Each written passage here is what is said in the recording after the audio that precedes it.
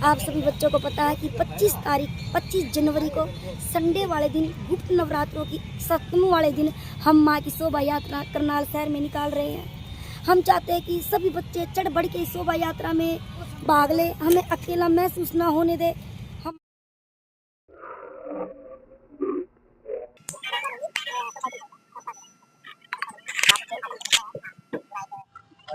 तो जिन्होंने लगभग आज हम माघ मेला में आपको कुछ अलग दिखाएंगे। माघ मेला में आज के साधन से आई है एक टीम करनाल से ज्वालादेवी मंदिर के सेवक पूजा देवा जी, वहाँ से सीमा देवा ज्वालादेवी देवी मंदिर की सेवक सीमा देवा जी अपनी पूरी टीम के साथ तीर्थाटन से आई है और केवल प्रयाग नहीं, देश के कई हिस्सों के तीर्थाटन पे निकली है, तीर्थ यात्रा पे निकली। इनका पहला विराम है प्रयाग।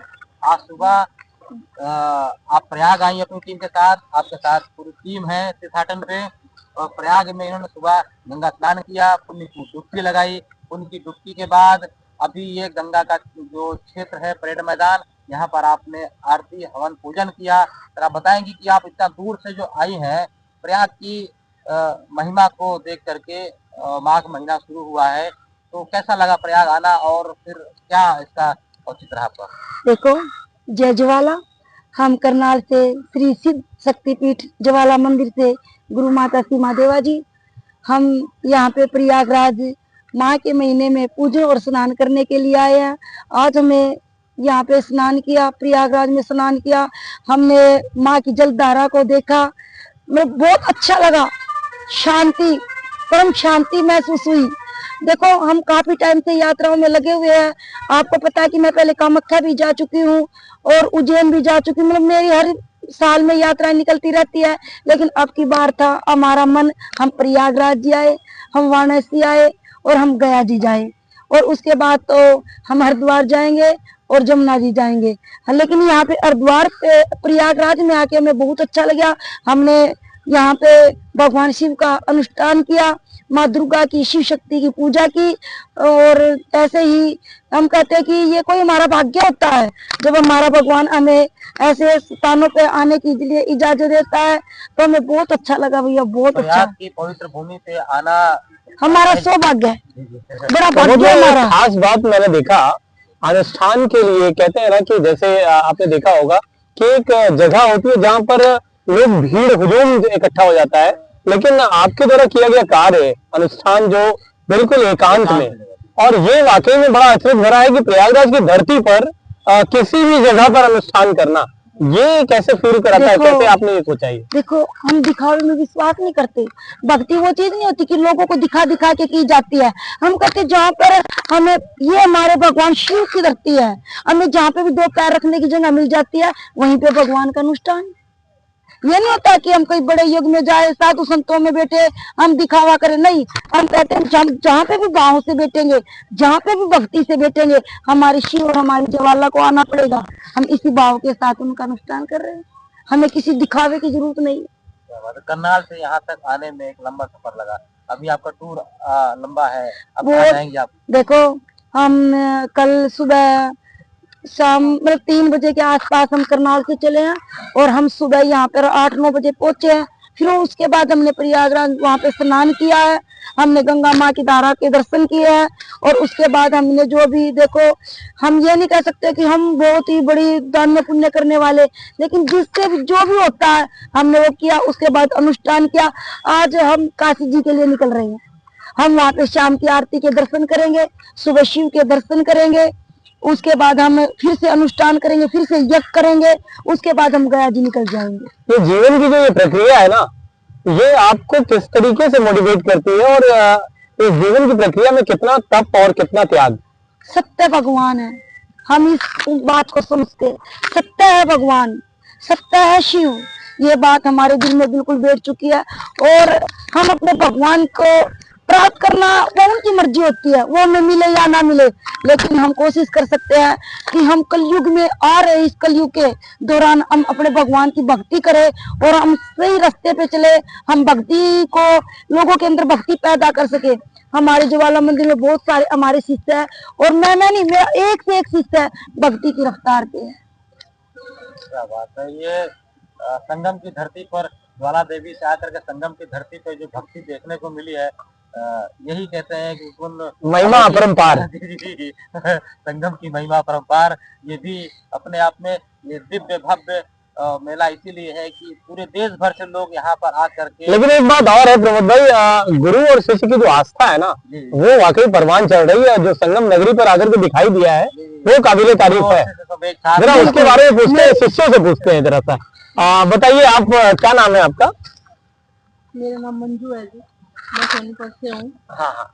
जय माता दी, जय ज्वाला माँ। हम अपने गुरु के साथ इस सफर पे, भक्ति के सफर पे चले हुए हैं और हमें अच्छा लगा नहीं, मतलब भक्ति के सफर पे हमें ऐसा लगा कि अब मतलब परिवार में रहने का मन नहीं है। और गुरु बहुत हैं, लेकिन कोई कोई गुरु ऐसा होता है जो हमें ज्ञान देता है और प्रैक्टिकल हमारी लाइफ में वो होता है। और जब होता है ना तो शिष्य अपने आप ही चेंज होते चले जाते हैं और भक्ति के सफर पे ऐसे बढ़ते चले जाते हैं कि उनको खुद ही नहीं पता चलता कि हम कहाँ से कहाँ चले गए, और उनको पता ही नहीं हमारे अंदर भक्ति है कि नहीं। लेकिन दूसरे बोलते हैं ना तब पता चलता है कि काश हमारे अंदर भी वो भक्ति है। गुरु का सानिध्य पाके भक्ति में आप इतना लीन हो गए, ईश्वर की भक्ति। प्रमोद भाई, दुनिया में हर कोई गुरु होता है, अपने घर से शुरुआत होती है अपने बच्चों के साथ, लेकिन ये जो जज्बा दिखाई दिया ना, ये जो एक तरह से आत्मीयता दिखाई दी है गुरु और शिष्य की परंपरा की, ये वाकई में बड़ा बेहद और अनूठा नजारा है। हम गुरु से पूछते हैं जरा इन शिष्यों के बारे में, ये कैसे आप इनको संरक्षित करती हैं? देखो हम हाथ ले लीजिए। देखो हम ज्वाला माँ के उपासक है और उनकी ज्योति पे बड़ा विश्वास करते हैं। जैसे उनकी ज्योति जगती है, संसार में रोशनी हो जाती है। आपने भी सुना होगा, जब तक हम किसी भगवान की ज्योति न जलावे हमारा मन संतुष्ट नहीं होता, हमें लगता है कि हमारा भगवान आया नहीं है। ऐसे ही ज्योति मेरे शिष्यों के मन में जग चुकी है। मेरे शिष्यों के मन में बड़े भाव है, जैसे मेरे अंदर लगन है कि मेरी ज्वाला मेरी दुनिया है, मेरे शिव शक्ति मेरे लिए सब कुछ बन चुके हैं। ऐसे ही मेरे भक्तों के लिए, मेरे शिष्यों के लिए, हमारे गुरु भगवान हो गए, उनके लिए हम कहते हैं कि शायद वो मैं भगवान से भी कई गुना ऊपर मानते हैं। देखो हम ये जो कर रहे हैं दिखावे के लिए, किसी तांत्रिक के लिए, क्रिया के लिए नहीं कर रहे। हम बिल्कुल माँ के सच्चे और सीधी भक्ति कर रहे हैं। हमें तो यह भी नहीं पता कि हमने भगवान को दिखावा कैसे करना, हमने भगवान को, भगवान ने हमारी पूजा लिया नहीं ली, हमें ये होता बस हमने की है। और यही बात मेरे शिष्यों के मन में है, वो मानते कि हमने अपने गुरु को मानना है। संसार क्या सोचता, संसार क्या करता, हमें इससे कोई मतलब नहीं। आपके सफर के बारे में जानना चाहेंगे कि जब आपने गुरु की उपाधि प्राप्त करी होगी, जो कि शिष्यों के द्वारा ही मिलती है, तो एक तो अनुभूति तो होती है, लेकिन ये सफर कैसा रहा, शुरुआत कैसे रही? देखो पहले हम टीचर लाइन में थे, हमने अच्छी खासी पढ़ाई कर रखी है, लेकिन जैसे हम इस लाइन में आए, हमारी जितनी भी मार्कशीट थी, जैसे हमारे कुल की देवी होती है, हमने उनके चरणों में अर्पण कर दी। अच्छा। हमारे पास जो भी एमए की, बीए की जो भी डिग्री थी, हमने अपनी, हमारी जो वहाँ पे हमारे कुल देवी है, हमने उनके चरणों में अर्पण कर दी थी। हमने सोचा ये जीवन सिर्फ हमारे भगवान के लिए है, अब हम इस लाइन में वापस नहीं जाएंगे। ईश्वर की भक्ति में हम क्या बात है, भाव से चल पड़े। और धीरे धीरे जैसे ही हमारी भक्ति का सफर बढ़ता चला गया, ऐसे ही हमें हमारे पास शिष्य आने लगे, बच्चे आने लगे, उनके मन में भी हमारी भक्ति को देख के भाव बहुत अच्छा लगा। और अब सोचते हैं कि इस सफर को बड़े दूर तक लेके जाए। मेरे शिष्य भक्ति में ऐसे लीन हो कि उनके अंदर कोई स्वार्थ ना हो। हम लोगों को मतलब स्वार्थ के तौर पे नहीं चलना चाहते, हम ये कर सकते हैं, हमारे आशीर्वाद में ये हो सकता है, हम ये कर सकते हैं, नहीं, हमारी ज्वाला सब कर सकती है, हमारे शिव सब कुछ कर सकते हैं। हम सिर्फ शिव और शक्ति का संदेश लोगों को देना चाहते हैं। एक बात और जानना चाहेंगे आपसे कि गुरु की परंपरा के बीच में कहीं ना कहीं पारिवारिक पृष्ठभूमि का भी एक बहुत बड़ा महत्वपूर्ण रोल होता है, क्योंकि आपने भी जन्म लिया है, तो जाहिर सी बात है आपका पारिवारिक पृष्ठभूमि जानना चाहेंगे, हमारे दर्शक भी जानना चाहेंगे। देखो हम आपको एक बात बताते हैं, इस बात को हम क्लियर नहीं कर सकते।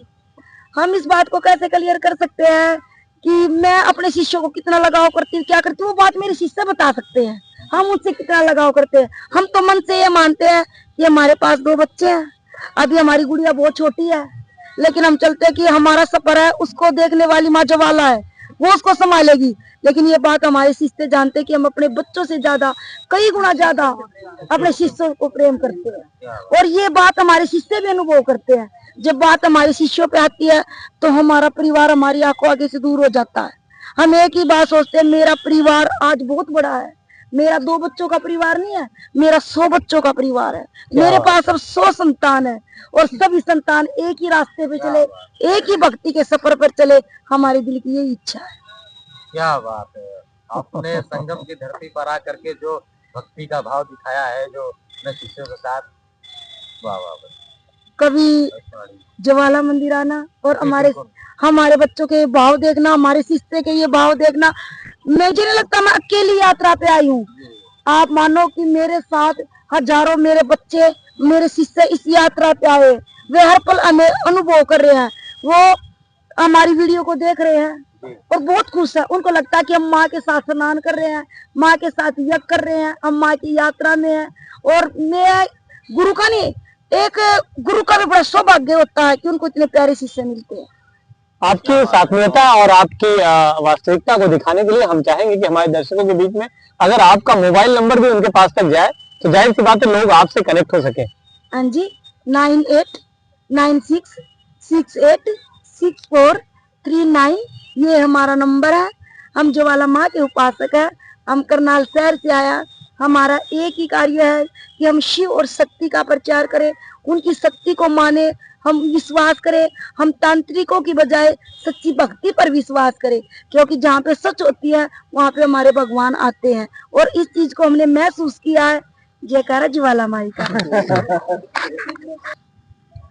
तो अभी आपने देखा इस तरीके से गुरु माता के द्वारा जिस तरीके से बताया गया कि गुरु और शिष्य की परंपरा और गुरु और शिष्य की परंपरा धर्म की नगरी पर आकर के जिस तरीके से प्रदर्शित हुई, परिलक्षित हुई, वाकई में ये अनूठा रहा है। और इसके लिए मैं आपका शुक्रिया अदा करूंगा कि आप हमारी इस धरती पर आए और हम सबको एक सौभाग्य मिला आपसे वार्ता करने का और आपके शिष्यों से भी बात करने का मौका मिला।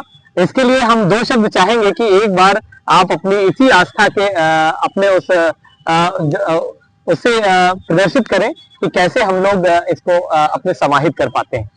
देखो, हम भक्ति के लिए निकले हैं,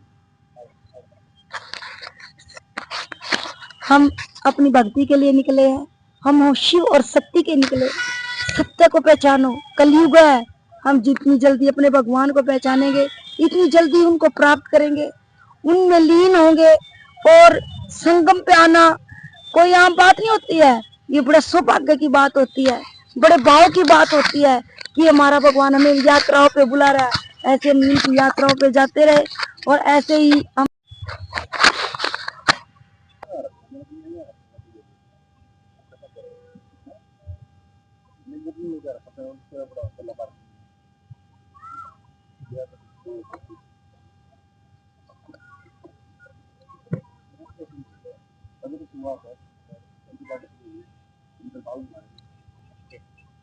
हमारे गुरु की मुस्कान ही हमारे ज्वाला माँ की पहचान है। जय ज्वाला माँ।